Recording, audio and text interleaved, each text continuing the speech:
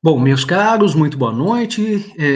Retomando então as nossas atividades da aula de número 18, terceira parte da aula de número 18 sobre atos ilícitos. É uma aula bastante peculiar, porque ela tem uma interface da nossa disciplina de Direito Civil 1 com a disciplina Direito Civil 5 do professor Rodrigo Gago Freitas Vale Barbosa, nosso diretor, a propósito da responsabilidade civil.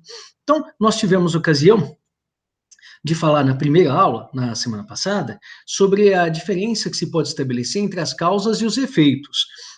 Os atos lícitos e os atos ilícitos correspondem às causas ordinárias, geradoras da relação jurídica indenizatória, da relação jurídica por meio da qual um sujeito chamado de lesado acaba tendo seus prejuízos, seus danos reparados, graças a um comportamento do lesante ou de um terceiro que seja responsabilizado pela conduta do lesante. Para isso, normalmente se fará necessária a demonstração dos quatro elementos indispensáveis da relação jurídica de responsabilidade civil. Os quatro elementos que são indispensáveis para que ela acabe surgindo. O primeiro desses elementos é o chamado elemento formal. Quando falamos em elemento formal da responsabilidade civil, estou aludindo à conduta.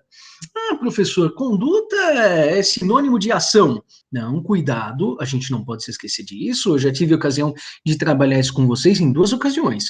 Na aula de número 1, mencionando o en passant, claro, e na aula de número 8, quando falava a propósito da responsabilidade civil das pessoas jurídicas, direito público interno, artigo 43 do Código Civil, eu também mencionei que as condutas podem ser comissivas ou ativas, ou elas podem ser condutas negativas ou abstensivas. As condutas comissivas, ativas, positivas, implicam em comportamentos, em modificações da realidade, graças a comportamentos humanos.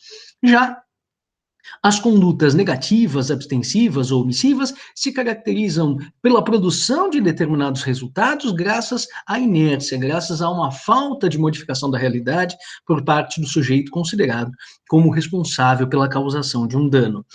Então, por exemplo, um homicídio é causado graças a uma conduta comissiva ou uma conduta omissiva? Bom, depende. Um homicídio pode ser causado, sim, graças a uma conduta comissiva. Quando eu estou raivoso e pego uma arma e puxo o gatilho, eu acabo matando alguém graças a uma conduta comissiva. Agora, se eu deixo de suministrar os alimentos a uma pessoa que está em situação de vulnerabilidade, precisa desses alimentos para sobreviver, e eu acabo deixando de suministrá-los, lógico que acabo praticando esse homicídio, mas em virtude de uma omissão, de uma abstenção de minha parte. Lógico que existem certos crimes que são crimes omissivos próprios. Vocês vão estudar isso em Teoria Geral do Direito Penal, uma matéria encantadora no segundo ano do curso de graduação. Esses crimes só podem efetivamente se praticar pela via omissiva. É o caso da omissão de socorro. Mas existem crimes que são chamados crimes omissivos impróprios ou comissivos por omissão. É o caso do homicídio. Graças a uma omissão. Porque normalmente o homicídio é praticado graças a um comportamento comissivo, um comportamento ativo, mas excepcionalmente ele pode ser praticado também pela via omissiva. Bom, de toda forma, isso vocês vão estudar em direito penal, não em direito civil. Mas, de toda forma, de todo modo, é importante que eu esclareça que o que é indispensável para o surgimento da responsabilidade civil é o elemento formal, a conduta, que pode ser comissiva, positiva, ativa, mas também pode ser uma conduta omissiva, abstensiva ou negativa. A responsabilidade decorrerá de uma conduta própria ou, eventualmente, de uma conduta de terceiro. Na responsabilidade por conduta própria, nós estamos falando daquilo que o Estevão faz e que gera a sua obrigação de indenizar a parte que acabou sendo lesada por um dano por mim provocado. Na responsabilidade indireta, ou também chamada de responsabilidade por fato de terceiro, nós estamos em uma daquelas hipóteses, principalmente concentradas no artigo 932 do Código Civil, que vocês vão estudar com o professor Rodrigo Gago. Não vão estudar isso comigo agora. Mas, de toda forma, não é demais mencionar. Os pais são responsáveis pelos atos dos filhos que estão sob sua custódia. Os preponentes, os empregadores, são responsáveis por atos praticados por prepostos no exercício das suas funções. Os hospedeiros são responsáveis, estalajadeiros, os hoteleiros, são responsáveis por atos praticados no âmbito das instalações por eles disponibilizadas aos seus hóspedes e assim sucessivamente. Então, nessas circunstâncias, nós vamos ver que existe a chamada responsabilidade indireta. É uma responsabilidade derivada não de um ato por mim praticado, mas de um ato praticado por um terceiro que está vinculado à minha pessoa, graças a um leme jurídico. Inclusive, existe também a possibilidade de responsabilidade indireta, não apenas por atos de terceiros, mas inclusive por fatos de coisas ou de semoventes que estejam vinculados a mim. Ontem eu mencionei a vocês, né, a responsabilidade do Estevão pelos animais que estão sob sua custódia, um cachorro paravio.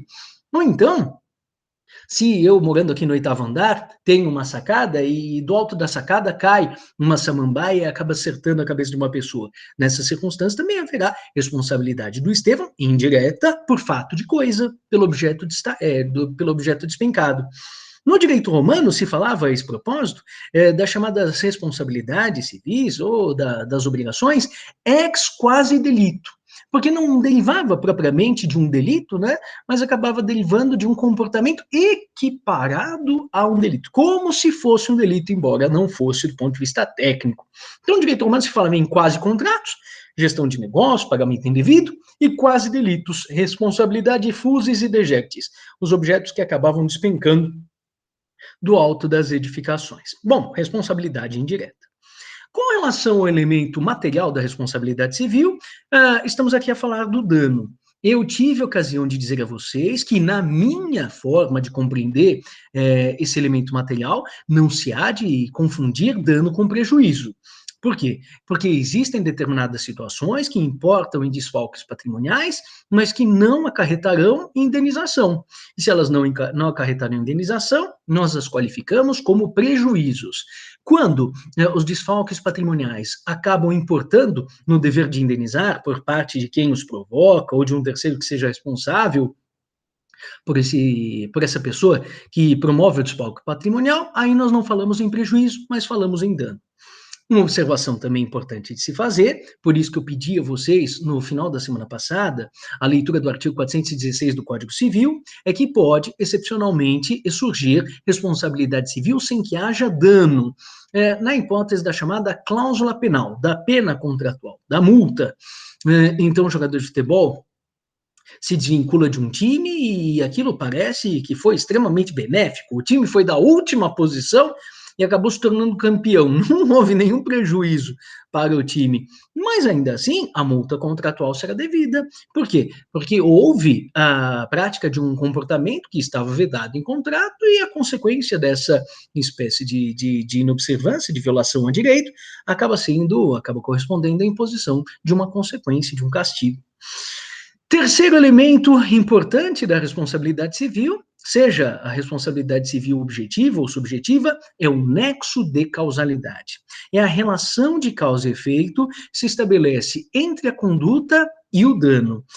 Nós poderíamos aqui fazer uma pequena brincadeira e dizer que o dano é filho da conduta. O dano é oriundo da conduta. Sem que haja uma relação umbilical entre o dano e a conduta, o nexo causal acaba sendo rompido. Então, muitas vezes, eu estou diante de um dano que aparentemente decorreu de uma conduta. Mas graças a alguma espécie de mecanismo defensivo utilizado pelo demandado, aquele nexo de causalidade aparente acaba sendo rompido.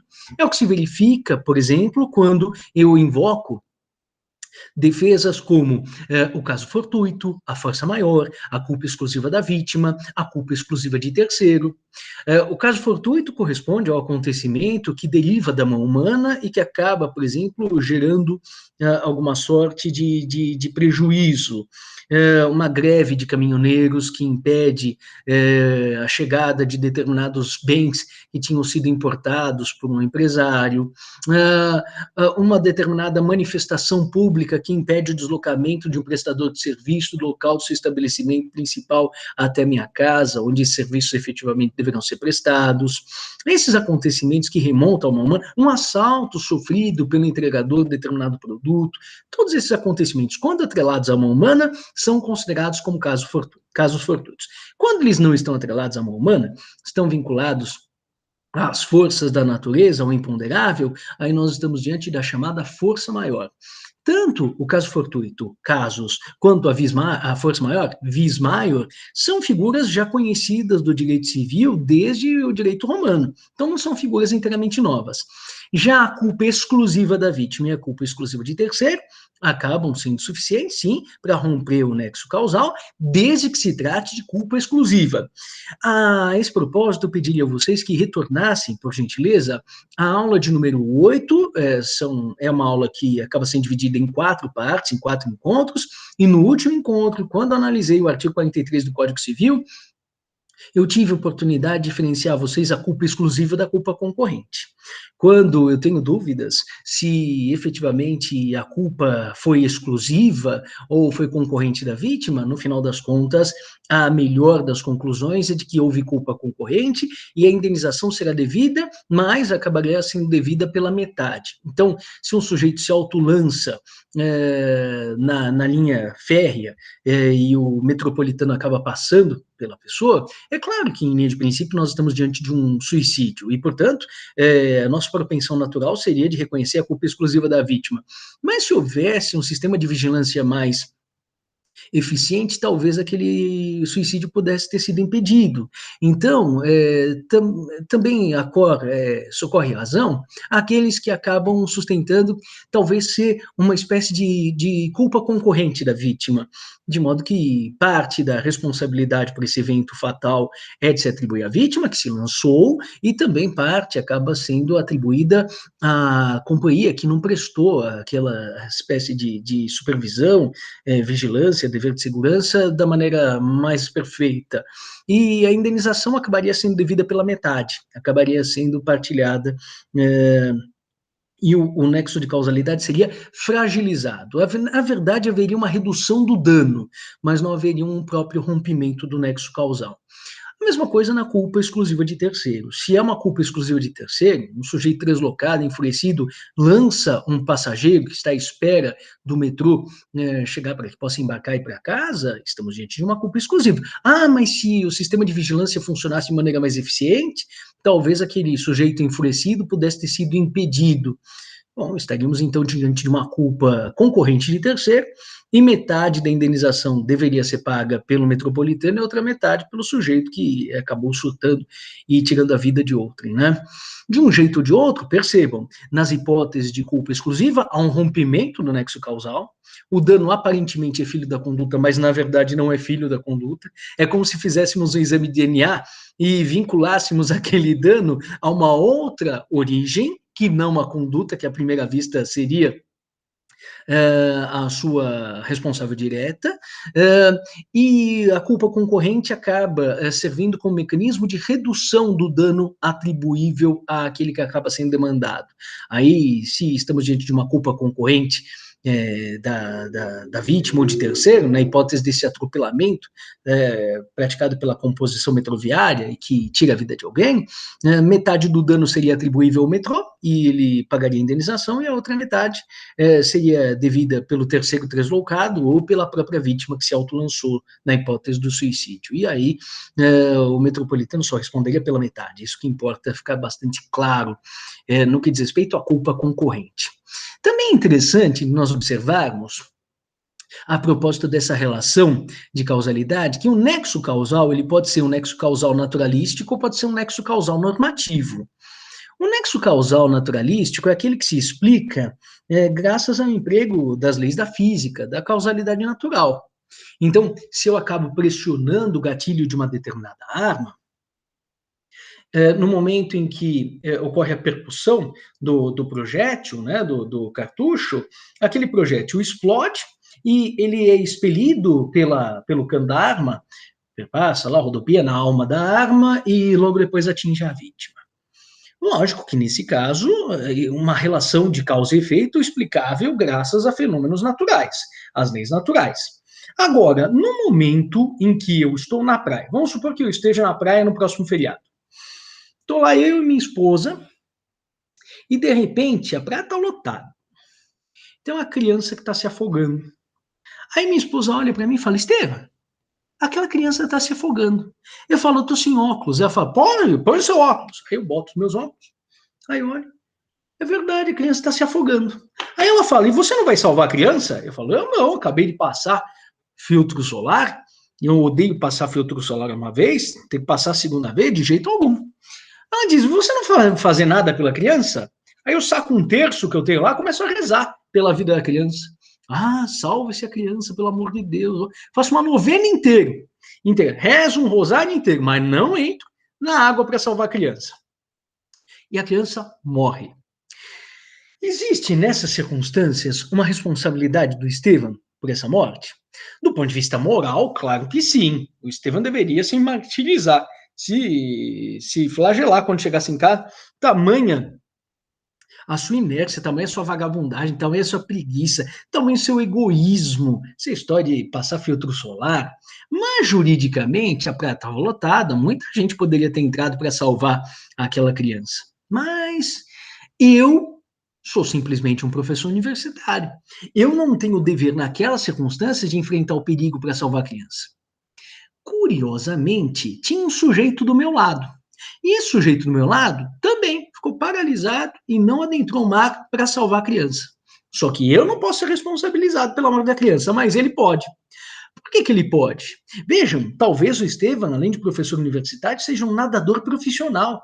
Agora, nas Olimpíadas, eu estive lá nas Olimpíadas disputando a medalha de ouro, fiquei com a prata no Mundial. Agora, e o sujeito que está do meu lado? Esse sujeito não é nadador profissional, não é um desportista, não é um professor universitário. Ele é um guarda-vidas, é o salva-vidas, é um bombeiro.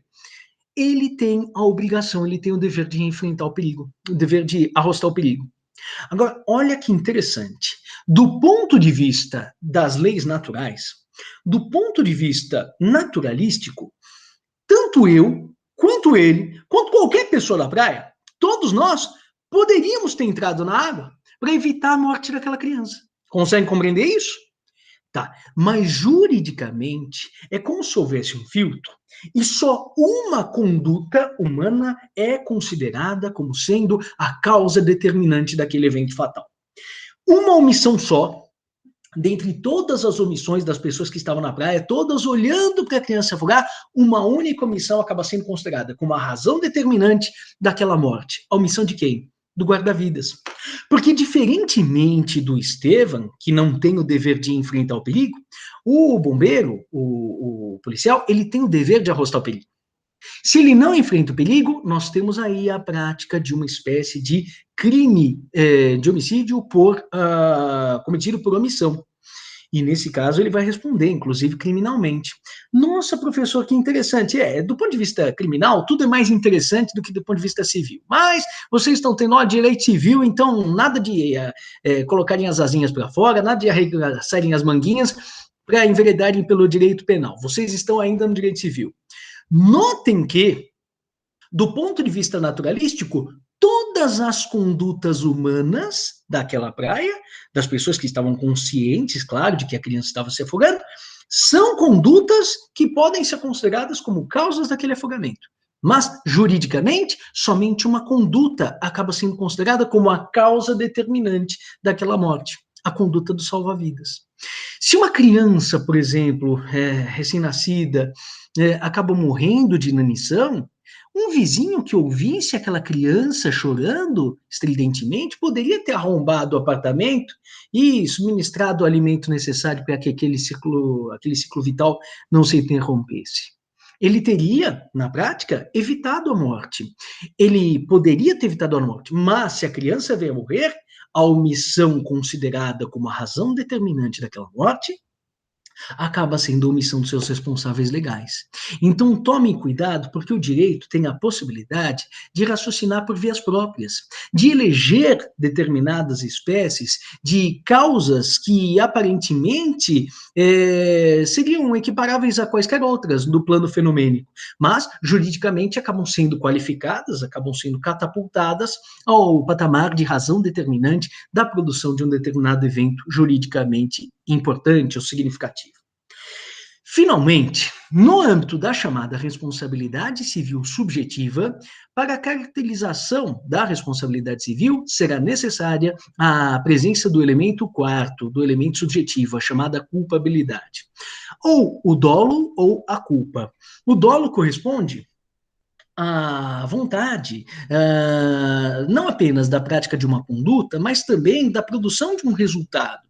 Quando o Estevam dá um tiro e pretende que aquele projétil decorrente do disparo atinja uma pessoa e tire a sua vida, nós estamos diante de um homicídio doloso, porque houve intenção da parte do Estevam, não apenas da conduta, de puxar o gatilho da arma, percutir o projétil e gerar o disparo, mas houve a intenção de que aquele projétil acertasse a cabeça do sujeito que viesse a falecer, logo em sequência.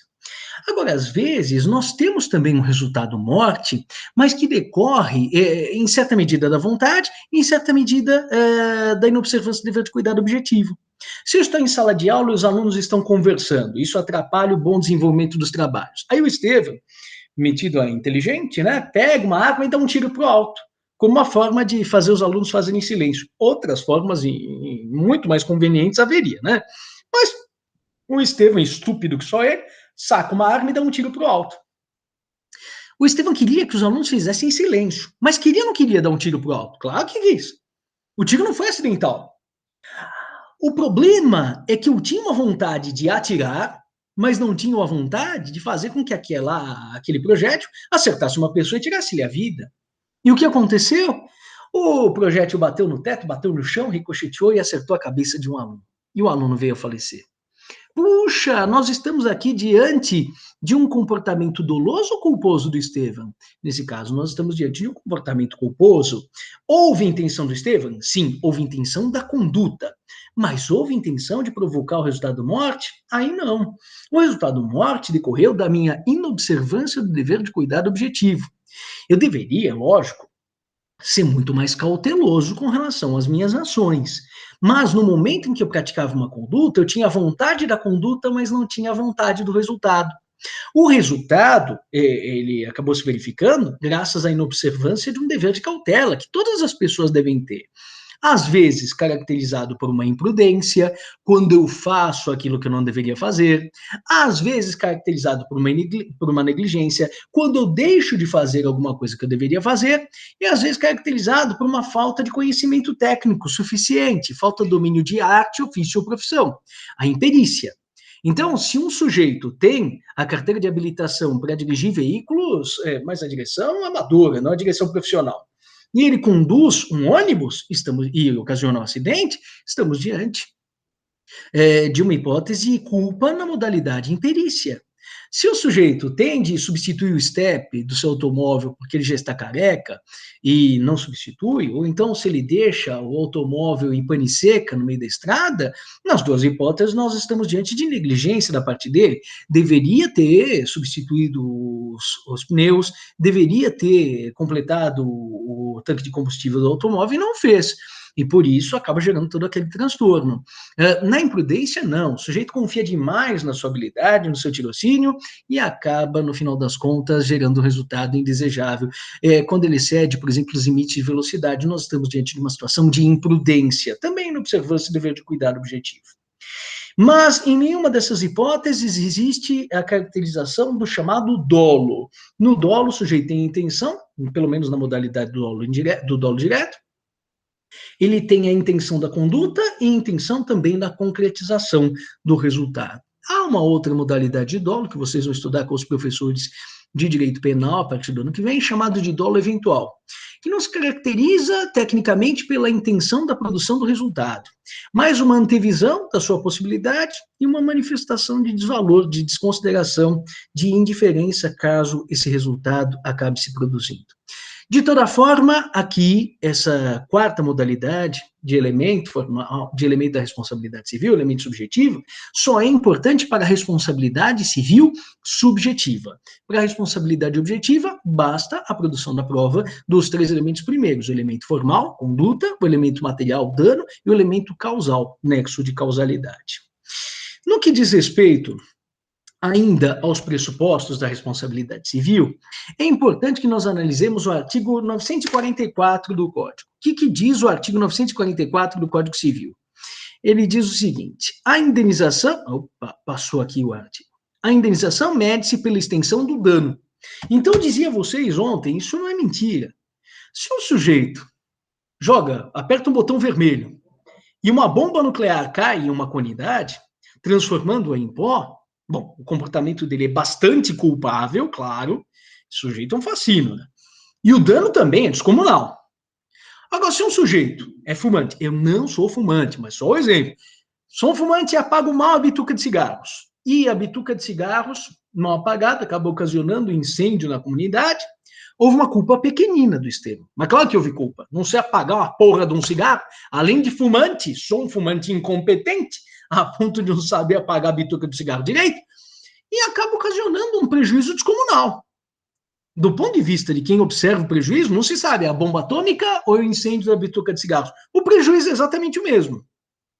Diz o 944 caput que a indenização mede-se pela extensão do dano.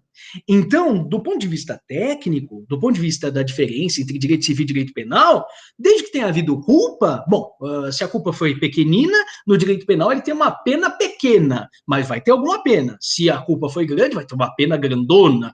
Do ponto de vista do direito civil, pouco importa se a culpa foi pequenina ou grandona. O tamanho do dano é que é relevante para se estimar o tamanho da indenização. Mas existe um parágrafo único nesse artigo 944, e que não havia na disposição não havia no Código Civil Brasileiro de 1916. Aliás, o artigo 944 não tem nenhuma correspondência no Código Civil 16. E o que diz o parágrafo único do artigo 944, que me parece absolutamente surreal? Diz o seguinte: se houver excessiva desproporção entre a gravidade da culpa e o dano, poderá o juiz reduzir equitativamente a indenização. Então, quando há uma culpa muito pequenininha e um dano muito grande, o que o juiz pode fazer? Ele não é obrigado a fazer. Ele pode reduzir o tamanho da indenização para que uma culpa pequena não leve alguém ao colapso, para que não se leve ninguém à bancarrota, em virtude da necessidade do pagamento de uma indenização. Então, aqui o legislador pensou, por exemplo, nesse sujeito que acabou jogando a bituca de cigarros mal apagada e acabou provocando o incêndio de uma comunidade inteira. Poxa, professor, mas as razões do legislador me sensibilizaram. Me parece que o legislador está muito certo em promover essa espécie de redução do montante da indenização, porque afinal houve uma culpa pequenina por parte do sujeito. Só que tem uma coisa. Vejam, se a indenização é de... Vamos imaginar que o prejuízo é de 100. E a indenização deveria ser de 100. Isso pode levar o lesante, aquele que teve uma culpa pequena, à bancarrota, sem dúvida. E aí a gente fala, puxa, mas a culpa dele foi pequenina. Vamos fazer o seguinte, a indenização não vai ser de 100, vai ser de 10. Aí eu pergunto, e a diferença dos 100 menos 10? Os outros 90 vão sair por conta de quem? Do lesado. E qual é a diferença entre o lesado e o lesante? Porque o lesante teve culpa pequena e o lesado não teve culpa alguma. Então é exatamente por isso que o parágrafo único do artigo 944 me parece um absurdo. E daí é para corrigir? Sim, porque o problema é, se o legislador quer fazer cortesia, não faça cortesia com o chapéu alheio. Se ele quer ser bondoso, que faça, que seja bondoso às suas próprias dispensas. Eu não posso olhar para minha sogra, para minha esposa dentro do carro e falar, olha só, o sujeito está pedindo dinheiro lá na rua. Vamos fazer o seguinte, vão lá, mexam o traseirinho de vocês e ofereçam um dinheirinho para ele que está passando dificuldade. Não, Se eu estou sensibilizado pela situação do sujeito, eu vou, em certa medida, tentar ajudá-lo. Não posso retirar o dinheiro da carteira da minha mulher, da minha sogra, para facilitar a vida da outra pessoa, para exercitar a minha caridade. E aqui o que se vê nesse parágrafo único do artigo 944 do Código Civil? Que o legislador faz cortesia com o chapéu alheio. Porque no momento em que ele diz que o prejuízo foi de 100, mas a indenização vai ser de 10, pelos outros 90, quem paga essa conta não é ele, legislador. Acaba sendo a própria vítima, que culpa nenhuma teve. E como a gente poderia corrigir isso? Se houvesse na parte final do parágrafo único do 944, um travessão suspensivo dizendo, respondendo o Estado pelo remanescente da indenização. Aí sim, se o prejuízo, o dano foi de 100, e eu quero que a indenização seja só de 10, porque a culpa do lesante foi muito pequenina, tudo bem, mas alguém precisa responder pelos outros 90. E quando eu digo que seria o Estado, não estou falando do Estado, é que o Estado, graças à imposição de tributos, graças às contribuições sociais, aos mecanismos de agressão ao patrimônio particular, vários dos quais ele dispõe, ele consegue fazer com que aquela espécie de desfoque patrimonial seja pulverizado por toda a coletividade.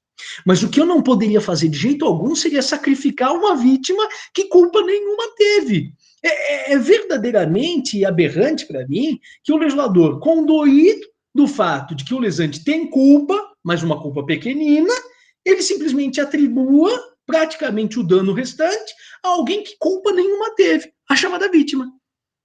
É como se eu dissesse, no âmbito do direito civil, aqui em direito penal se fala às vezes, mas é que a moça estava usando roupas provocantes e, portanto, o estupro se justifica. É um absurdo isso. Da mesma forma, eu queria que vocês ficassem tão escandalizados, não apenas com o direito penal, mas também com o artigo 944, parágrafo único do Código Civil. Porque aqui, a pretexto de atribuir uma indenização menor, uma responsabilidade menor àquele que teve culpa pequena, se atribui praticamente todo o encargo do prejuízo, todo o encargo desse dano que ficará ressarcido a uma vítima que não teve nenhuma sorte de culpa. Muito bem. É importante agora se observar algumas espécies de culpa que se costumam analisar aos pares, né? Culpa em eligendo e culpa em vigilando. O Estevão Repousada deve dar as suas aulas. Mas se eu acabo contando com um monitor, bom, se espera que o monitor seja uma pessoa séria e competente. Agora, se o meu monitor é muito sério, mas não é um monitor preparado, não conhece absolutamente nada de direito civil, é lógico que as atividades dele não vão ser as melhores junto de vocês. E haverá culpa de minha parte? Claro, eu recrutei mal. Eu escolhi mal. Aquele que vai desempenhar essas funções junto aos meus alunos não está suficientemente capacitado. Houve culpa no recrutamento, culpa em elegendo, na eleição. Às vezes o sujeito é capacitadíssimo, o sujeito tem um preparo invejável, o monitor sabe mais da matéria do que o próprio professor. Mas o monitor, ele tem comportamentos meio bissextos, então ele não consegue comparecer às segundas e sextas-feiras, porque é muito próximo do final de semana, e também ele não cumpre os horários muito escrupulosamente. Então, nesse caso, nós estamos diante de culpa do Estevão também, porque afinal, tudo que o meu monitor faz é responsabilidade minha. Mas a minha culpa, nesse caso, não é em elegendo, no recrutamento, mas é uma culpa na supervisão, na fiscalização daquilo que acaba sendo feito pelo meu preposto. Culpa em cometendo e omitendo? Bom, já mencionei isso quando falava do elemento formal da responsabilidade civil. É a responsabilidade por aquilo que se faz, por atos positivos, por atos comissivos, por oposição à responsabilidade decorrente daquilo que não se faz, por comportamentos negativos, por abstenções. E culpa in custodiendo é a responsabilidade típica de quem exerce a custódia. A custódia não é a simples guarda, ela pode ser a guarda, pode ser a conservação, pode ser a vigilância, pode ser a segurança daquilo que se tem sob seus cuidados, seja uma pessoa, seja uma coisa. Então, se eu tenho um livro, esse livro, para ser preservado, ele pode ser guardado numa gaveta fechada hermeticamente. Agora, se eu tenho de guardar um cavalo, não posso fechar o cavalo em um estábulo hermeticamente fechado. Ao contrário, o cavalo vai morrer. Se eu estou custodiando um anel de brilhantes, ou um cavalo, por exemplo, valiosíssimo, além da preservação quanto a causas extrínsecas de perecimento e quanto a causas intrínsecas de perecimento, o anel não precisa ser alimentado, mas o cavalo precisa ser alimentado. Os dois são objetos bastante valiosos e, portanto, precisam ser postos em segurança diante do interesse inescrupuloso de terceiros, de gatunos e assim sucessivamente. Esse tipo de responsabilidade, esse tipo de culpa específica das relações de custódia é chamado de culpa in custodiei. Bom, é importante nós observarmos aqui que o artigo 188 do Código Civil estabelece hipóteses excludentes de antijuridicidade. Então, seriam comportamentos que, em linha de princípio, caracterizariam atos contrários a direito, mas que não são considerados contrários a direito se estiverem lastreados nessas hipóteses previstas pelo legislador no artigo 188. Então, está dito aqui, não constituem atos ilícitos. Inciso primeiro, os praticados em legítima defesa ou no exercício regular de um direito reconhecido. Inciso segundo, a deterioração ou destruição da coisa alheia ou a lesão à pessoa, a fim de remover perigo iminente. Diz o parágrafo único, eu vou explicar todas as hipóteses de uma vez só. No caso do inciso segundo, um ato será legítimo somente quando as circunstâncias o tornarem absolutamente necessário, não excedendo os limites do indispensável para a remoção do perigo. A primeira das hipóteses de excludente de antijuridicidade é a legítima defesa. Professor, no Código Civil existe previsão do que se entende por legítima defesa? Não. Essa definição consta do Código Penal. E o que é a legítima defesa, de acordo com o artigo 25 do Código Penal? É a utilização dos meios necessários e utilização moderada para que eu possa repelir uma agressão atual ou iminente a bem jurídico próprio ou bem jurídico de terceiro.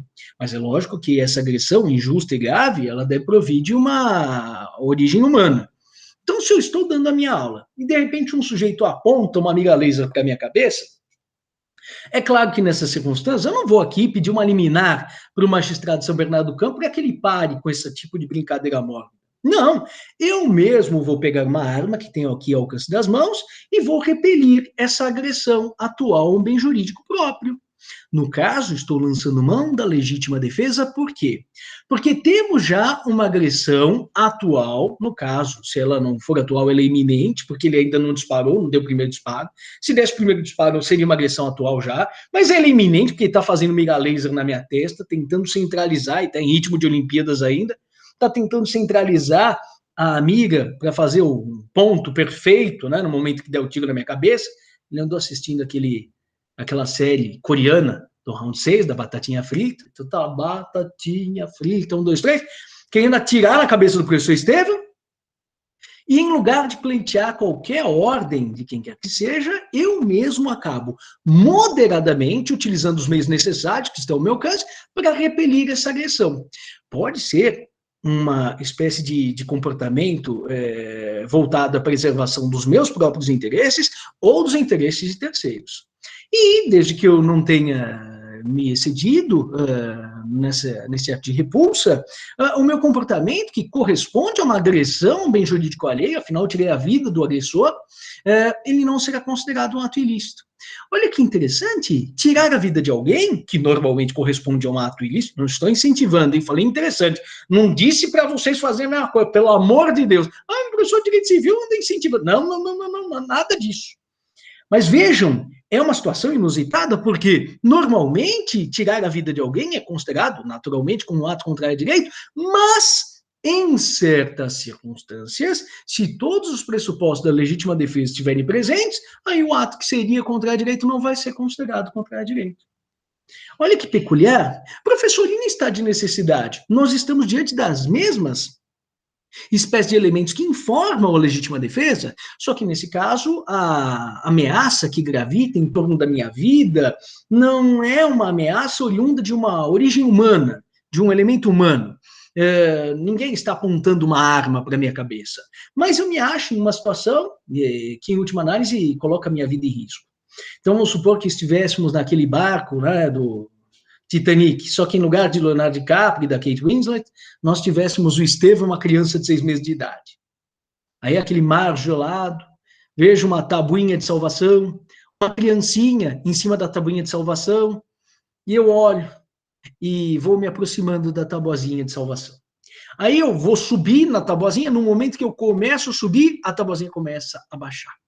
Aí a criancinha escorrega um pouquinho, e ela é uma criança muito hábil, 6 meses de idade, mas ela escorrega, mas consegue se agarrar, e eu percebo que quando eu subo, a criança escorregou, a tabuinha volta a flutuar. Aí eu falo, venha criancinha, venha para cá, sobe junto do tio na tábua. Quando a criança sobe, estamos os dois confortavelmente na tábua de salvação, a tabuazinha começa a descer de novo. Aí eu pego e tiro a criancinha da tabuinha, a tabuinha volta a flutuar. Eu falo, ou eu ou a criança. Eu e a criança não vai dar certo. Aí vamos os dois morrer. O que o Estevão faz? Estevão, inspirado pelo Leonardo DiCaprio, deixa a criança, né, flutuando na tabuinha de salvação, fala, calma que o socorro está chegando e eu vou agora, vou procurar o Nemo lá embaixo. É isso que o Estevão faz? Mas imagina, pego a criança e afogo de uma vez. Professor, você faria isso? Eu nunca estive numa situação como essa. Então seria muito confortável para mim, aqui na minha casa, olhar e dizer, jamais faria isso. Sei lá se eu faria ou não faria.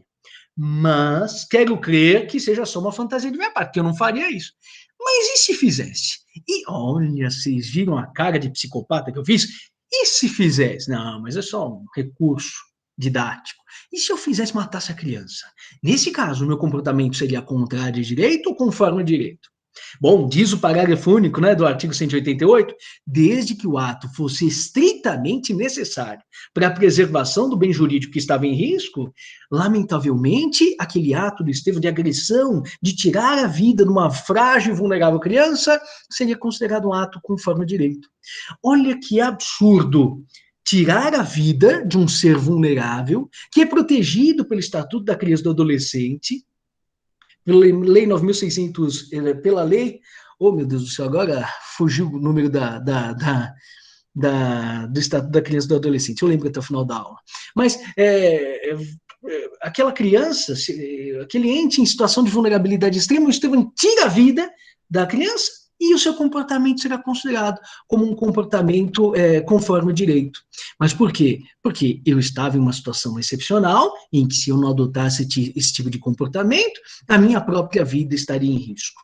Nessas circunstâncias, eu acho muito interessante, é como se estivéssemos diante de uma preservação dentro do cenário de direito positivo do Estado de natureza. A gente sabe, né, que a diferença entre Estado de natureza e o Estado de direito é que no Estado de direito, prevalece a justiça, e no Estado de natureza prevalece a lei do mais forte.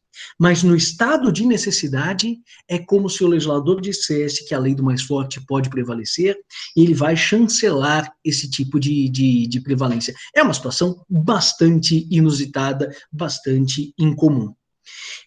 Além do estado de necessidade e da legítima defesa, não corresponde a ato contrário a direito o exercício regular de um direito subjetivo.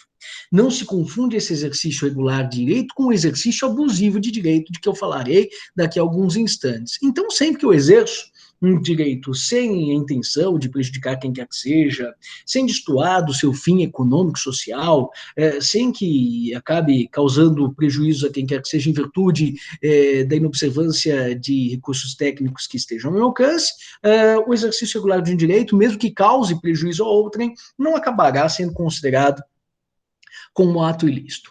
Há uma quarta hipótese que normalmente é prevista pelo Código Penal, que está previsto no nosso Código Penal, mas não está prevista expressamente no Código Civil, e seria também uma causa de exclusão de antijuridicidade, é o chamado estrito cumprimento do dever legal.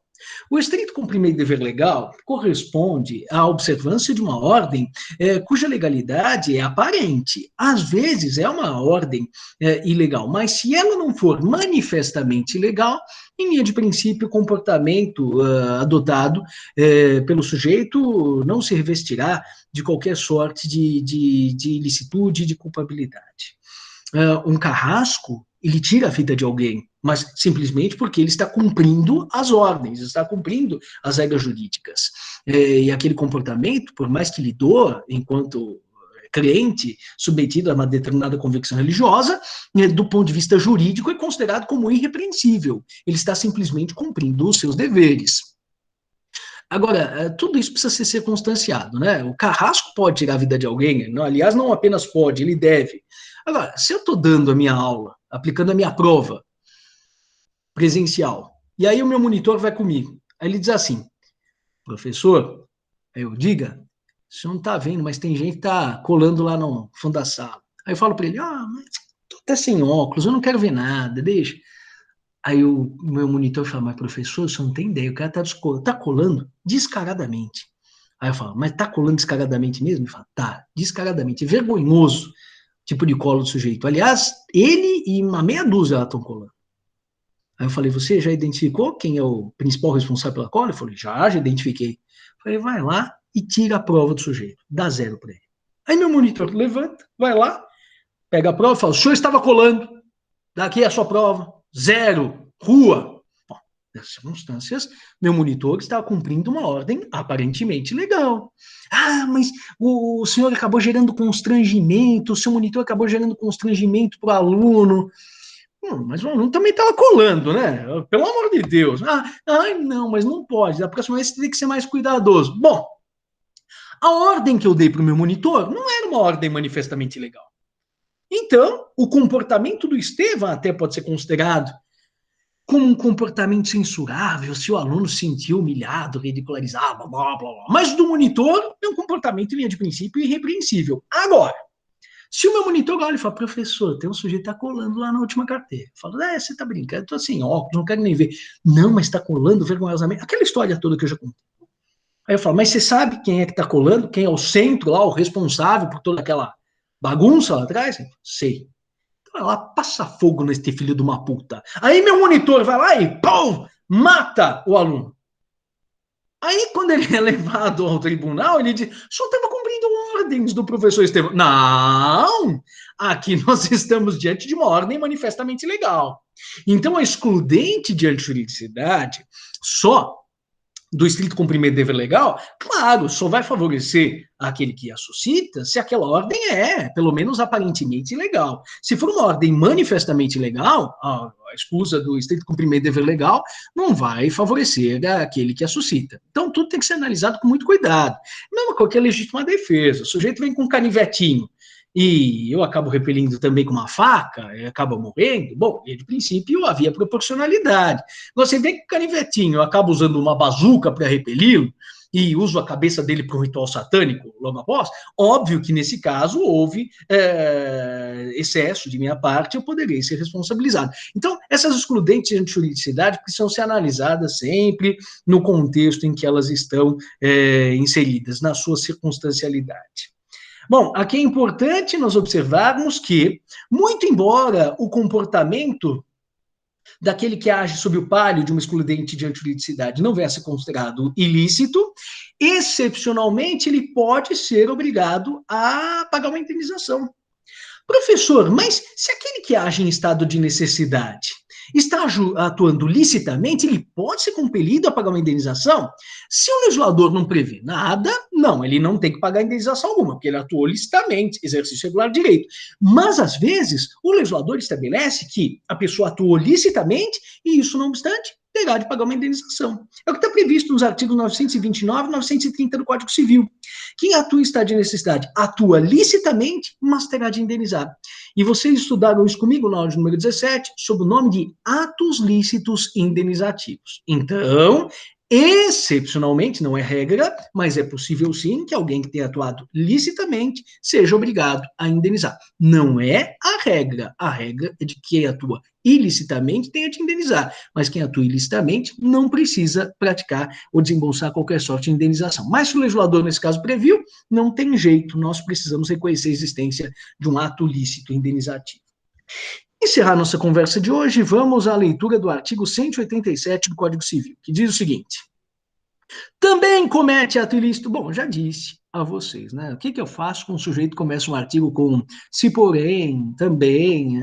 A gente sabe que esse 187 é um parágrafo único do artigo 186 disfarçado. Então, o artigo 186 tem o ato ilícito por excelência, que é o ato contrário a direito, violação a direito e causação de dano a outra. Eu não concordo com esse erro. Mas, no parágrafo único, disfarçado, o artigo 187, se diz que também se considera ato ilícito, então está lá. Também comete ato ilícito o titular de um direito que o exercer excede manifestamente os limites impostos pelo seu fim econômico ou social, pela boa-fé ou pelos bons costumes. Aqui nós estamos diante do chamado abuso de direito. Abuso vem de abusar, ou seja, aquele que utiliza mal. Cuidado, só abusa de um direito quem efetivamente o tem. E para a caracterização do abuso de direito, existem duas espécies de correntes: a corrente subjetiva e a corrente objetiva. A corrente subjetiva, para saber se existiu abuso ou não, leva em consideração a conduta de quem tem o direito subjetivo. Já a corrente objetiva toma em consideração não a conduta, mas sim o resultado daqueles atos praticados pelo titular de um direito subjetivo. Então, essas correntes, subjetiva e objetiva, elas vão se esgalhar ainda em subcorrentes. A corrente subjetiva, que leva em consideração a intenção, a conduta, ela se divide em corrente intencional e corrente técnica. E as correntes objetivas se dividem em corrente econômica e corrente teleológica. Professor, você pode explicar isso para a gente, essas correntes e subcorrentes? Claro, é a minha missão, é isso que eu tenho que fazer. Quando nós adotamos a corrente subjetivista, então estou analisando a conduta, não importa o resultado, intencional, vai praticar o abuso de direito aquele que, no momento em que exerce uma prerrogativa, quer causar prejuízo a outra. Isso está previsto, por exemplo, no artigo 1228 do Código Civil Brasileiro de 2002. Eu vou pedir a vocês que, por gentileza, procedam à leitura em casa do artigo 1228 do Código Civil. Ele está mencionado no próximo slide, mas, de toda forma, eu vou proceder à leitura desse artigo aqui para vocês. Está dito: o proprietário, o caput, o proprietário tem a faculdade de usar, gozar e dispor da coisa, e o direito de reavê-la no poder de quem quer que injustamente a possua ou detenha. Então a gente olha e fala, esse proprietário é um mini-rei, ele pode fazer tudo aquilo que bem interessa. Se eu comprei a Mona Lisa e a Mona Lisa é minha, eu quero tacar fogo na Mona Lisa, eu posso fazê-lo? Posso ou não posso? Vocês vão ver que nos parágrafos nós vamos encontrar esclarecimentos e amputações dessas prerrogativas atribuídas pelo caput. E me interessa o parágrafo 2º, que diz o seguinte: são defesos os atos que não trazem ao proprietário qualquer comodidade ou utilidade e sejam animados pela intenção de prejudicar outro. Então, quando eu lanço mão de um direito subjetivo com a intenção de prejudicar outrem, estaria eu praticando um abuso de direito sob a vertente da corrente subjetiva e intencional. Então, por que o Estevão estaria abusando de direito? Porque ele está utilizando uma prerrogativa que lhe é deferida pelo ordenamento jurídico com o propósito de prejudicar outrem. Pela corrente subjetivista técnica, nós também tomamos em consideração a conduta de alguém, mas para que haja o abuso não é necessário demonstrar a intenção de prejudicar, porque às vezes é difícil, essa intenção talvez exista, mas é difícil provar que a intenção se verificou. Mas provar que houve culpa, que houve negligência, imprudência, imperícia, às vezes é mais fácil. Não sei se vocês conhecem um caso de um edifício que existia no Rio de Janeiro, edifício Palace 2. Esse edifício é um edifício problemático, porque ele veio abaixo em virtude de determinados defeitos construtivos, né? No final das contas, se descobriu, já se sabia que era um vício de edificação e foi utilizada areia da praia, areia imprópria para a construção civil, para a construção daquele edifício. E o fato é que o edifício veio abaixo. E muitas famílias ficaram privadas de um teto, porque pagaram uma vida inteira, né? Então, é uma situação muito delicada. De toda forma, os advogados das vítimas acabaram intentando ações contra Deus e o mundo. Muitas vezes alguns advogados acabam sendo um pouquinho precipitados, ou às vezes até mesmo levianos, e promoveram a ação de indenização, buscando a responsabilização de todo mundo, do empreiteiro, bom, em primeiro lugar, da construtora, da incorporadora, do empreiteiro, mas colocaram também no polo passivo da ação o escritório de arquitetura responsável pelo projeto daquele edifício. O grande problema é que já se conseguia perceber, no momento que a ação foi proposta, que o problema do prédio não era um problema de construção, não era um problema de concepção, não era um vício de concepção, era um vício de construção. Os materiais utilizados foram materiais inapropriados. Só que, no momento em que a ação foi proposta, o escritório de arquitetura foi acusado de erro de projeto. E acusar um arquiteto de erro de projeto é a mesma coisa que acusar um professor de plágio, de ser um assediador, um molestador. É uma acusação bastante grave. Ah, professor, mas no final se conseguiu provar que não houve erro de projeto. É, mas os processos no Brasil acabam demorando muito. E neste caso, a leviandade dos advogados de proporem uma ação contra réus que já sabia desde o princípio que não seriam condenados, que eram inocentes nessa hipótese, tudo isso acabou gerando dissabores muito grandes e quase que encerramento das atividades de um escritório de arquitetura muito sério. Então, tomemos um pouquinho de cuidado com relação a isso. O artigo 3º do Código de Processo Civil de 1939 não é o Código de Processo Civil atual, nem o Código de Processo Civil anterior, é o Código de Processo Civil de 1939. Tudo bem, Beatriz, como vai? No Código de Processo Civil de 1939, se previa a responsabilidade da parte por dano processual, não quando ela tivesse a intenção de causar prejuízo a outrem, mas quando ela provocasse dano a outrem em virtude da sua negligência, da sua imprudência, da sua imperícia, do mau uso dos expedientes processuais que estavam ao seu alcance. Por isso que o bom advogado, não o advogado bondoso, generoso. Não, o bom advogado, o advogado tecnicamente bem preparado, responsável, cônscio das suas responsabilidades, ele deve demandar, sim, as partes envolvidas, potencialmente, em um ato que tenha causado prejuízo aos interesses dos seus constituintes, mas deve buscar a responsabilidade apenas, tão somente, daqueles que tenham, em tese, vínculo com o fato gerador do direito à indenização dos seus constituintes, e não de terceiros. Caso contrário, o próprio manejo de uma ação judicial pode se mostrar leviano. Ah, professor, mas será que os advogados tiveram a intenção de causar prejuízo aos arquitetos? Talvez sim, talvez não, acredito que não. Mas mesmo que tivessem, seria muito difícil de provar. Agora, provar que eles foram negligentes ou que eles foram imprudentes no momento em que incluíram o escritório de arquitetura no polo passivo da ação, bom, esse tipo de prova já seria mais possível de ser produzida. E tomem aqui em consideração o fato de que, para a caracterização do abuso de direito, eu não estou tomando em consideração os resultados, aquilo que se fez. Eu estou tomando em consideração só a conduta. Se a conduta foi intencional ou se a conduta acabou sendo caracterizada por uma inobservância do dever de cuidado objetivo. Nas correntes objetivistas, não se toma em consideração se houve intenção ou se não houve intenção, dolo, se houve culpa ou não houve culpa. Toma-se em consideração o resultado do exercício de um direito. Imagine o seguinte, se eu, Estevam, acabo exercitando um determinado direito subjetivo e não tiro nenhuma sorte de proveito daquela movimentação de um direito que me pertença, estamos diante de um abuso de direito, desde que a parte atingida, em última análise, prejudicada pelo exercício daquele direito meu, acabe sofrendo desfalques patrimoniais sem que haja qualquer incremento a uma posição jurídica de minha parte. Imaginem que eu ligue a minha churrasqueira todos os dias, na parte da noite, para assar carnes aqui em casa, sendo que vivemos num ambiente de vegetarianos. Eu sou vegetariano, a minha esposa é vegetariana, a minha sogra é vegetariana, os gatinhos são gatinhos muito peculiares, são vegetarianos, é só um exemplo, tá? Que todo mundo come carne. Mas vamos supor que fôssemos todos vegetarianos e todos os dias à noite eu utilizasse a churrasqueira e essa churrasqueira utilizada por mim gerasse prejuízo a outrem. Nesse caso, estaríamos diante de um abuso de direito. Por quê? Porque gera prejuízo a outrem, gera alguma espécie de sabor, mas nenhuma espécie de proveito para mim. Se não existe nenhum proveito para mim, o próprio artigo 1228, parágrafo 2º do Código Civil, estabelece que estamos diante de um abuso de direito específico, chamado ato emulativo.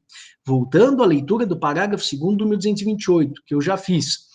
Essa leitura. São defesos os atos que não trazem ao proprietário qualquer comodidade ou utilidade. Então, se o sujeito explora um direito seu, prejudica outrem. Mas não tem nenhum incremento, diz a corrente objetivista econômica, que estaríamos diante de um exercício abusivo de direito. Mas, professor, foi essa corrente, foi alguma dessas correntes que acabou sendo abraçada pelo Código Civil Brasileiro de 2002? Não. A corrente adotada pelo Código Civil de 2002 foi a corrente objetivista teleológica. Pela corrente objetivista teleológica, bom, se ela é objetivista, eu não tomo em consideração intenção, se houve negligência, imprudência, imperícia. Eu tomo em consideração só os resultados. O elemento que pode ser percebido pelo emprego dos sentidos. O sujeito está manejando o seu direito subjetivo, mas em desconformidade com a sua função social. Se o comportamento daquele que exerce um direito subjetivo destoa da função social de um direito subjetivo, estaríamos diante de um abuso de direito. De onde vem essa concepção, essa teoria objetivista teleológica? Ela vem do Código Civil Soviético, do artigo 1º do Código, lógico que estamos no Código Soviético, a União Soviética caiu em 89, né? Começo da década de 90, é claro que esse artigo 1º do Código Civil Soviético não vigora mais, mas ele dizia, no artigo 1º, os direitos civis são protegidos pela lei, salvo nos casos em que são exercidos em sentido contrário à sua destinação econômica e social.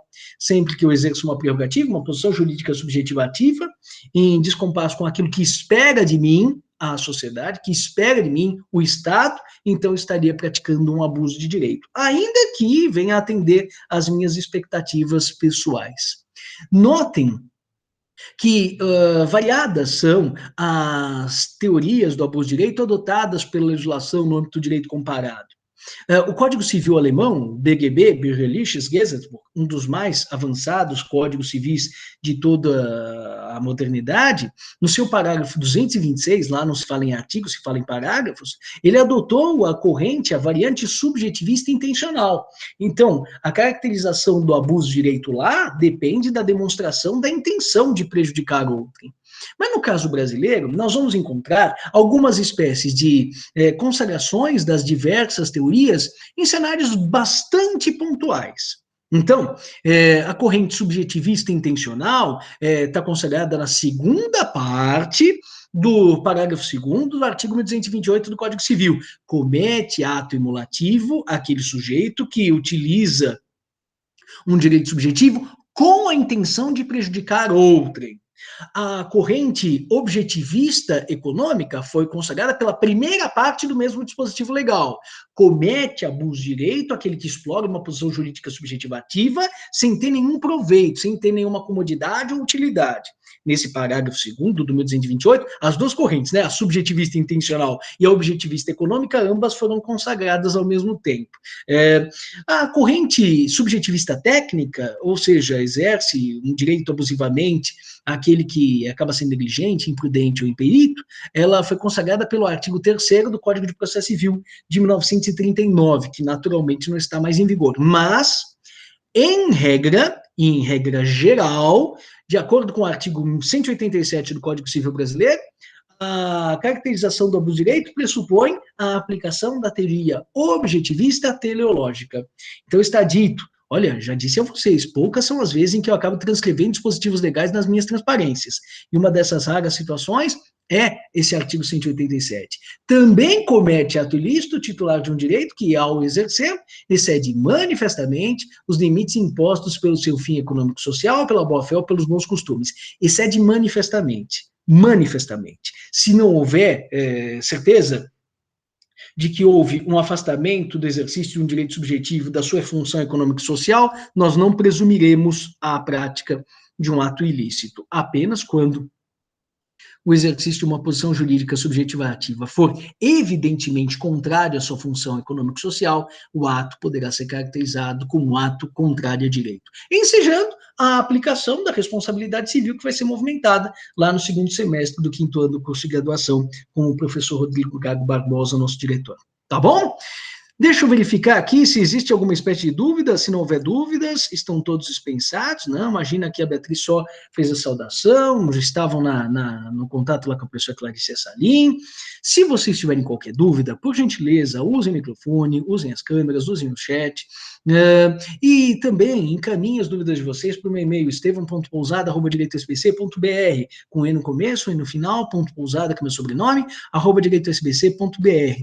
É sempre um prazer muito grande poder falar com vocês. Tendo qualquer dúvida, não hesitem, entrem em contato. E na próxima semana, nós já vamos... Ah, isso mesmo, Yasmin, eu que agradeço pela atenção. Na próxima semana, já vamos começar a nossa última aula. Na prática, não é a última aula, do ponto de vista formal, temos aula 20, mas a aula de número 19 eu considero como sendo a grande aula de conclusão, de amarração de tudo aquilo que nós estudamos desde o começo do ano e que agora acabamos aí apresentando em jeito de conclusão. Então, estamos muito próximos do encerramento das atividades. Não esmoreçam, percam aí a energia, pois a jornada de vocês comigo já está muito próxima de se encerrar. Um grande abraço e até a próxima semana. Tchau, pessoal.